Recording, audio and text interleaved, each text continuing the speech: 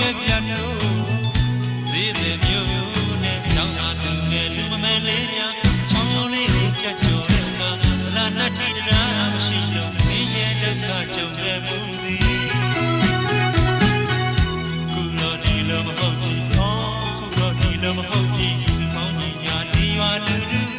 စောက်တီးပြုစုထားလို့ဒီတရားမှလူသွားသူလားချမ်းသာဒုက္ခပြည့်စုံကြရဲ့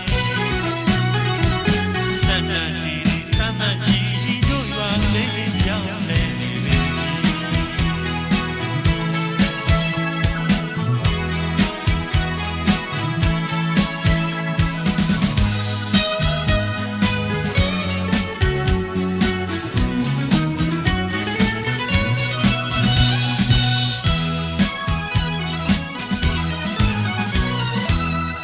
မြင်ရရုံနဲ့ဘဝချမ်းမြေဝမ်းသာလာပြီ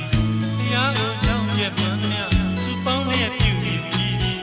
ဆုံးခံကြချင်သွားတယ်ဘုံတော်ကြီးတရားနဲ့ကောင်းရွယ်ပြတ်လို့